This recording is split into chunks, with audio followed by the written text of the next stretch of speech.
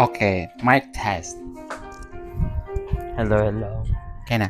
Hello, hello. Let's- Hello. Sige, sige.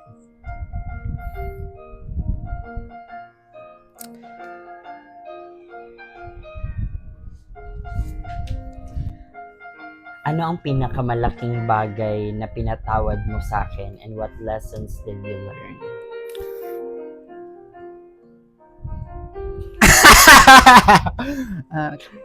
What's up daw? Ano ang pinakamalaking bagay na pinatawad mo sa akin and what lessons did you learn? Oh my God. I think katong pinaka-recent lang. I dili mo siguro to siya Fault? consider as but maybe I was very jealous lang. And Siguro something na pinalagpas siguro na parang ano sa pinatawad. Like for example, me not cleaning the bang, ano ba? Other, ano ba? hindi, yun Pero talaga. pinakalaki man na. Mao gito siya. Kaya at the back of my mind, parang I was thinking na you're not, Serious. hindi, parang hindi, wala niya mo gina-consider akong feelings pa. Na parang maybe you're thinking na it's okay, but on my end, it hurting me. So, yun. Then, yeah, it's still, marag, nagbutang na yung ultimatum ato. Like, if this happens again, I think, we're not really meant for each other. So, what lessons did you learn from me? Maybe I would, I did explain man, di ba? yeah, maybe, to take things very light. Maybe I was just very too hard sa akong self. True. Dili, ako bula ka akong kuwan po ato kay. Wala na ko ni naingon pero ang ako gid ato gets na ko imong trauma. Kay both of us are having trauma man gid po.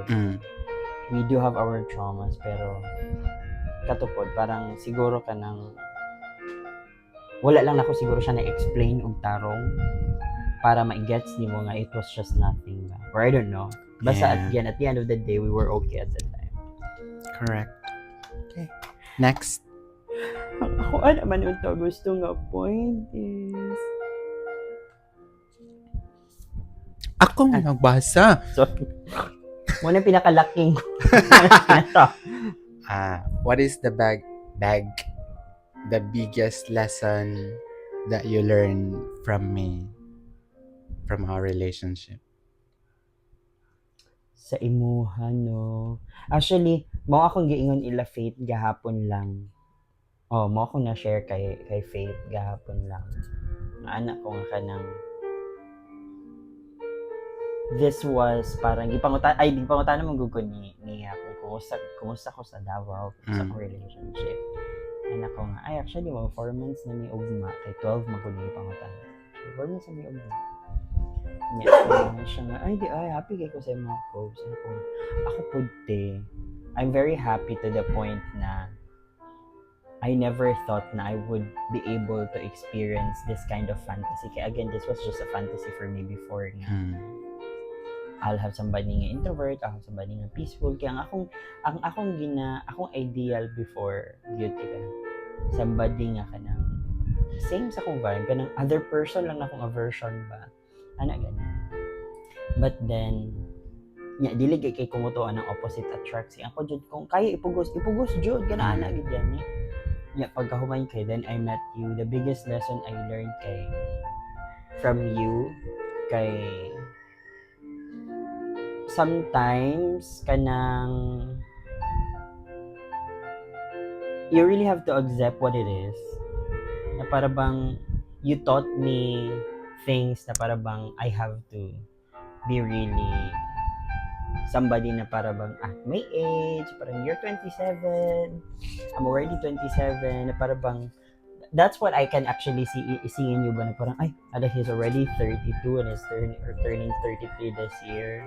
Tapos he's already somebody na parang kasi before when I met you, ang ako ginakita kay parang you are very mature, you're somebody na parang I could really look up to. Yeah, actually up until now.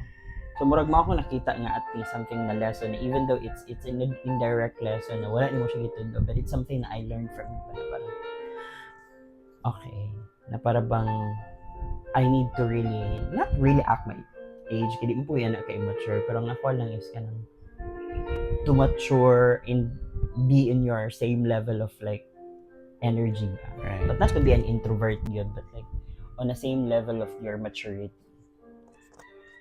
Get it. Sabi niya dito, Ay, wala ko to give out sa imong lesson. the biggest lesson often come from the challenges we face together and maybe bring this all throughout our entire relationship. Happy Mansari! Tulo na to, pero let's add 2 more for the Go. last one. Sige daw.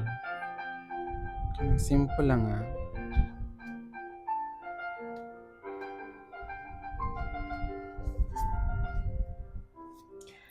Anong habits ang gusto mong baguhin sa sarili mo para sa relasyon natin? Naingon ni mo ni last time. That was It's like last time. Maybe, Dili, i-check na ko gani karon ko mao pabagya pa imong tubag. I think, na-change na siya. Sige daw.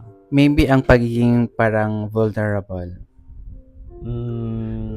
Parang this past few months ay parang nabantayan ako nga. It's not me. Who I am right now is not the same Mark as before. Like, as much as possible, I don't want to argue and parang Little to make confrontation even for little things.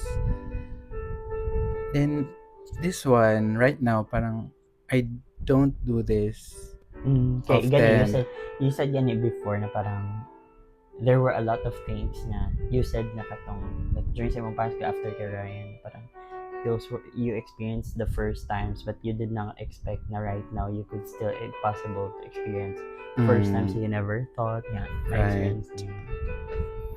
Ayun. So I hope this will continue. Yes. Feel abi na ko ang imo ito wag kay katong kuan, katong imong pagiging kuan. Kadang i-practice na nimo ang imong pagiging open with your emotions.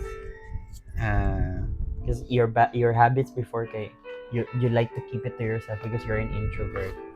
Well, The lesson is, the message is recognizing areas for growth shows commitment. Exactly. Ang pagbabago ay nagsisimula sa sarili at ang mga hakbang na ito ay para mas mapabuti ang relasyon. right. Okay, this is the last card. Last. Let's see if this is also a good card. Ako man magbasa. How would you describe my love language? Imuhang love language. Yes. Ako kay you are more of ako muna. I-describe muna na ako ang love language. My Okay. love language, giving is time. And then receiving is time and then physical touch ang akong receiving. So ang akong giving is time and acts of service. That's why I really like to take care of you.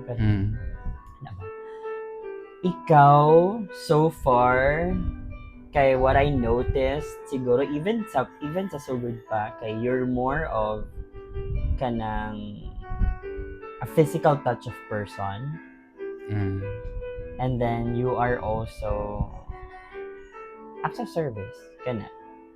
Very that. Mo Right. na so far ako mga na-receive. And I like it. So, yeah, that's correct. Learning each other's love language helps express care more deeply. Kaya salamat kasi kilala mo pa ako.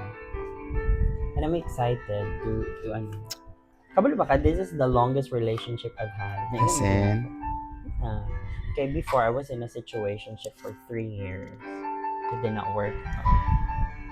And then si Mikey man ako ikaduhang I was invested. Si Mikey, wala rami 3 months. 2 months kapin lang to. And then this was the longest. I'm happy every time they ask me, kung sa makasal ko sa Davao, kung saan yung ko nga. This is the peaceful relationship I have ever been in my life. And I don't have to prove to Mark what I can do. I don't have to prove things to him. Parang I don't need to really like take a big step forward in order for him to appreciate me or like adore me or whatsoever. Parang everything is just so peaceful. Everything is so at ease. Para bang we get to really parang anay ko sa'yo na siya nga. Sige mo good sila like ask why ngano daw wala ti ka ginadala sa home. Ano ko nga actually kabalo ka ing ani gid among dynamics always, which I do really expect and which I do really find it good, and at the same time mao gid po niya akong ginapangita sa relationship.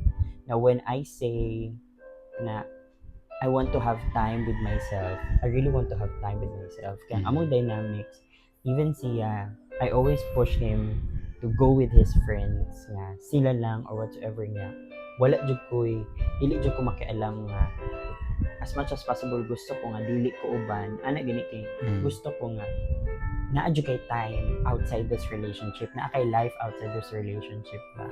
Mo gid nga okay ra ko nga diri ra minigis mo ako ray bantay sa iro ay kagool ana kay gusto ko nga ikaw you enjoy your time with your friends without me kay again they actually came before me. And kanang I value individuality yun in relationship. Mao mo na ang akong always ginapangita pero wala na nahatag ni Mike before kay tungod lagi na kanang gusto niya uban permi ana ba dili jud ko ganahan ana kanang gusto jud ko nga nami time mo gay anak ko sa ilang wala na ko siya ginauban kay aside sa it's my choice, it's his choice po nga mabili nito kay aside sa walay mo bantay sa iro mo ingon ra gid pod na siya sa ako nga enjoy your day off mo ana mabigid na akong always and mo receive sa mga enjoy your day off ana among dynamic sa relationship kanang di gid mi gusto nga gauban na mag weekdays gauban na mi ana ba kanang panagsara ko gauli og tagong so pag naa ko sa tagong dili gid mi ga message all the time kanang wala jud kanang makaya gid namo nga dili mi mag-message the whole day mag-video ana gid ang amo ang dynamics do niya murag siguro naabot na mi sa point sa among life na in our age dili wala na mi anang klase sa relasyon na kailangan gani og assurance pero me kanang we were already matured enough ba nga to trust each other and be honest with each other nga kanang ay okay ra lagi na siya dito kanang kabalo pod mi sa matag usa kung unsay mawala sa mao og magbinuang mi ana gani Exactly. kanang wala jud ko kanang okay ra gid kayo ba happy. So that's it for today's video. Happy Mansari. Yeah. I love you. I love you so much. Bye, guys.